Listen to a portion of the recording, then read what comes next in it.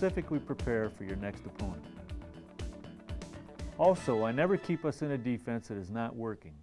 As the coach, you must be quick to sense the need for a change. Then you can return to it later and your team hasn't already lost confidence in it. Covering the three-point line is a challenge for any defense.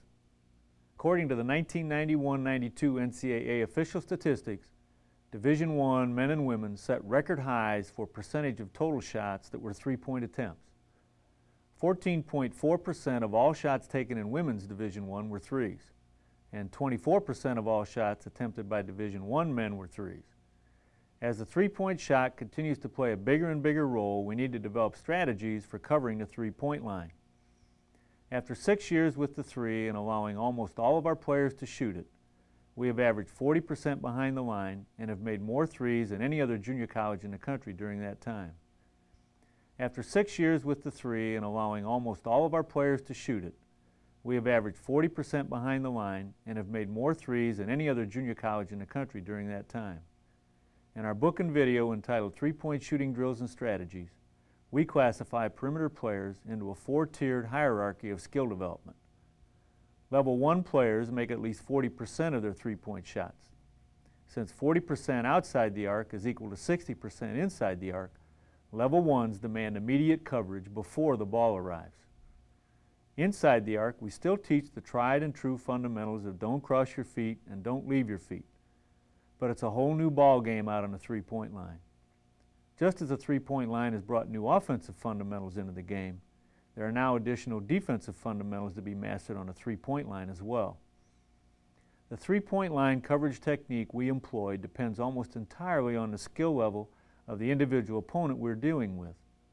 All 40% three-point shooters have outstanding footwork and rhythm in their shot, so we try to attack those two things.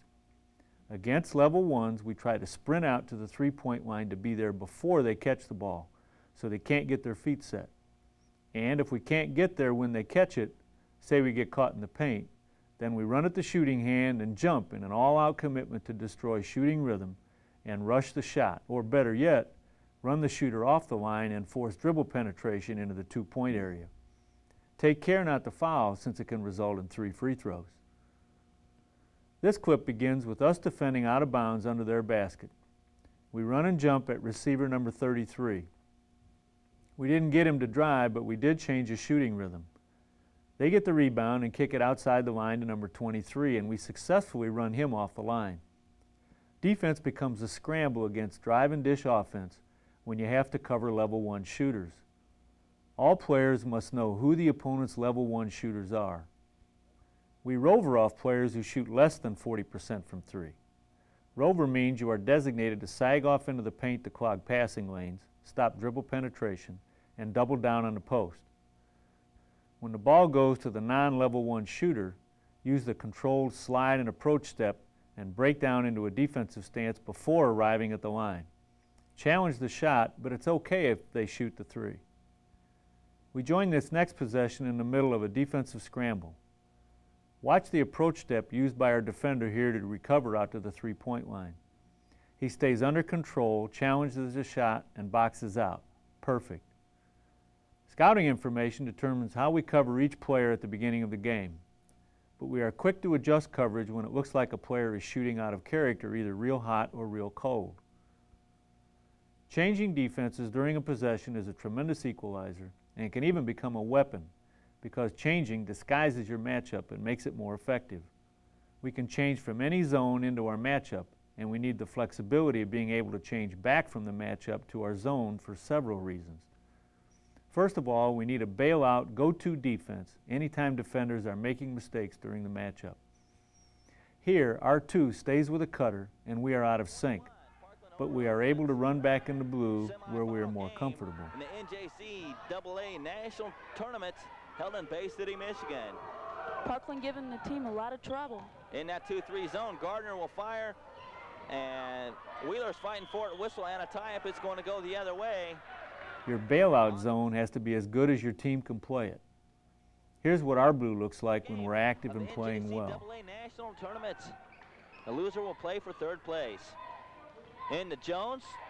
Gets knocked out of bounds off the referee's hand. Secondly, let's examine several situations where the strategy of being able to change defenses during a possession really helps us. You'll see how easy and effective this is. We're in the national tournament semifinals, upsetting the team favored to win it all. As they cross the timeline, we are standing in our blue zone with hands up to communicate zone. As the ball advances, we pick up and change to white. They back the ball out to change their play, and we change to blue.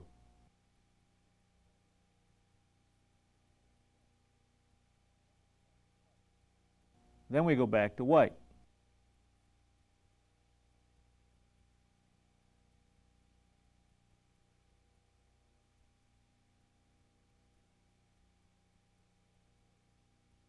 We change to blue.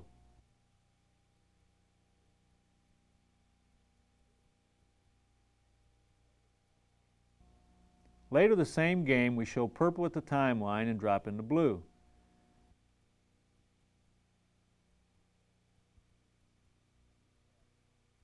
They make 3 passes and reorganize into a 1-4 high, and we change to white thumbs down and get the turnover. We'll go over thumbs down in a moment.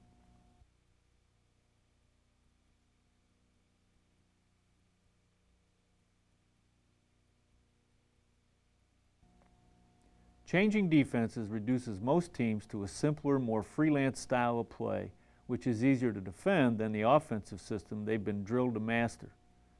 Vary your pickup point. Mix in your man-to-man and some zone trap, and all of a sudden you are aggressive and they are tentative. You turn an offensive mistake into a quick score and the momentum is yours. We vary the coverage within each defense by introducing the element of surprise into the decision-making process. Our constantly changing multiple defensive package featuring the matchup zone keeps offenses thinking, changing, and adjusting instead of flowing with rhythm and crisp execution. Let's begin with post coverage. Our normal coverage in all defenses finds us playing behind the post, which we call thumbs up coverage, as in blue thumbs up or green thumbs up. In thumbs up, our perimeter provides help when the ball goes to the post. We call this help Ralph because we started doing this when Ralph Sampson was in college, and he regularly had perimeter players dropping in to surround him after he caught the ball. Our Ralph help comes from the defender who was guarding the passer. In Ralph, we leave the passer unguarded and double down on the post player. When playing behind the post, we try to body up and move the post out away from the basket far enough that the post player considers or actually employs the dribble. We hope that at this time the ball can be stolen by the smaller perimeter player, number 12, who is Ralphing back into the post. Sometimes Ralph produces a blocked shot.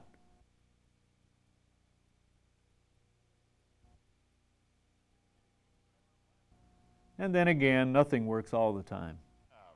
Oh, good defense, good defense.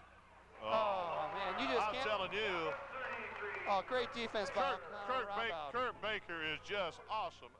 33. When we Ralph down on the post, we leave the three-point line unguarded. The Ralph defender must recover back to the three-point line quickly. When the spot-up shooter on the three-point line is a level 1 shooter, we add another variation called Ralph and rotate. Against Ralph and rotation coverage, the post player with the ball must find the three-point shooter while under double-team duress. As we Ralph down on the post in this clip, the nearest perimeter defender located at the top of the circle rotates toward the open three-point shooter and into the passing lane for the steal. Another obvious variation is to front the post. We call this thumbs down coverage.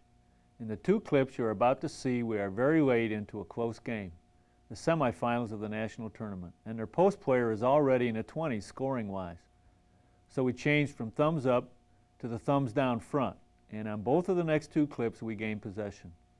Thumbs down not only involves fronting the post, but also providing the necessary backside help.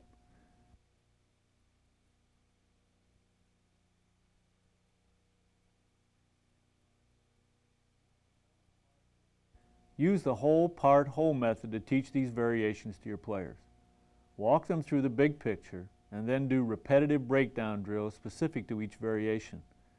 Then get your flashcards out and dictate that the ball must be passed into the post area before shooting. Red is another variation we like to use 4 or 5 times per game. Red goes with any of our straight zones like blue-red or gold-red. In red, we completely sell out for the steal by trapping the ball whenever it is deep in either baseline corner. Inside defenders front inside receivers in the passing lanes, and we rotate the nearest perimeter player toward the sideline to seal off the pass back out of the corner.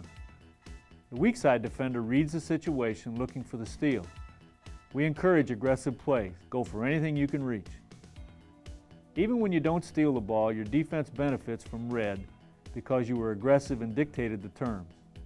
Also, you find that the ball goes down to a corner a whole lot less than it used to, which keeps the ball up top, going point to wing to point to wing, where you can better see it and guard it. Red effectively takes these corner areas away from the offense, and that makes the job so much easier for the defense. Now, even if we do a great job of matching up, handling cutters, mixing in some variations, and this makes them miss the shot, we're still not done. We've got to box out and control the rebound. Our reward for good defensive execution and rebounding is the opportunity to run a controlled fast break. And we're going to end this tape by fast breaking right on out of here.